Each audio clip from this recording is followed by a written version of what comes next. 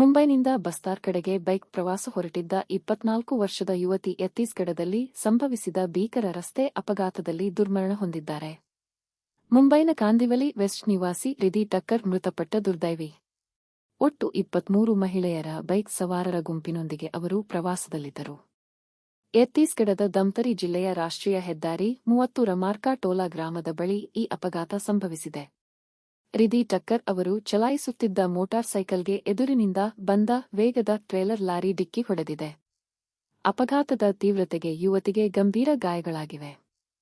ಅಪಘಾತದ ಬೆನ್ನಲ್ಲೇ ತುರ್ತು ಸೇವೆಗೆ ಕರೆ ಮಾಡಲಾಗಿದ್ದು, ಕೂಡಲೇ ರಿಧಿ ಅವರನ್ನು ಚರಮಾದ ಆರೋಗ್ಯ ಕೇಂದ್ರಕ್ಕೆ ದಾಖಲಿಸಲಾಯಿತು. ಆದರೆ ಆರೋಗ್ಯ ಸ್ಥಿತಿ ಗಂಭೀರವಾದ ಹಿನ್ನೆಲೆಯಲ್ಲಿ ಹೆಚ್ಚಿನ ಚಿಕಿತ್ಸೆಗಾಗಿ ಧಮ್ತರಿಯ ಖಾಸಗಿ ಆಸ್ಪತ್ರೆಗೆ ಸಾಗಿಸಲಾಯಿತಾದರೂ ಅಷ್ಟರಲ್ಲಾಗಲೇ ಅವರು ಮೃತಪಟ್ಟಿರುವುದಾಗಿ ವೈದ್ಯರು ಖಚಿತಪಡಿಸಿದರು. ಮೃತ ಯುವತಿಯ ಶವವನ್ನು ಮರಣೋತ್ತರ ಪರೀಕ್ಷೆಗಾಗಿ ಧಮ್ತರಿ ಜಿಲ್ಲಾ ಆಸ್ಪತ್ರೆಗೆ ರವಾನಿಸಲಾಗಿದ್ದು, ಕಾನೂನು ಪ್ರಕ್ರಿಯೆಗಳ ಬಳಿಕ ಕುಟುಂಬಸ್ಥರಿಗೆ ಹಸ್ತಾಂತರಿಸಲಾಗುತ್ತದೆ. ಘಟನೆಗೆ ಸಂಬಂಧಿಸಿದಂತೆ ಪೊಲೀಸರು ಪ್ರಕರಣ ದಾಖಲಿಸಿಕೊಂಡಿದ್ದು, ಜೊತೆಗಿದ್ದ ಇತರ ಮಹಿಳಾ ಬೈಕರ್ಗಳನ್ನು ವಿಚಾರಣೆ ನಡೆಸುತ್ತಿದ್ದಾರೆ.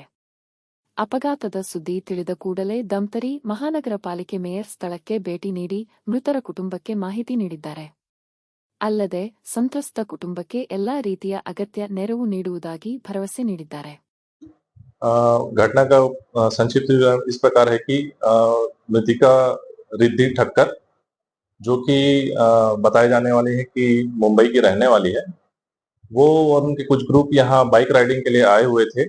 तो मरका टोला के पास उनका एक्सीडेंट हो गया, ट्रेलर की चपेट में आ गई, जिसको इलाज के लिए यहाँ धमतरी लाया गया था और इलाज के दौरान उसकी मृत्यु हो गई। अभी अब उनके साथियों का पूरा बयान लिया गया है और यहाँ मर्ग कायमी के बाद अग्रिम कार्रवाई की जाएगी। ये हूँ मैं, ये है मेरी बाइक और ये है एकदम प्यारा सा व्यू। और क्या ही चाहिए एक इंसान या कोई बाइकर को। क्या सुकून है यार। तू है तो मुझे फिर और क्या चाहिए। सुन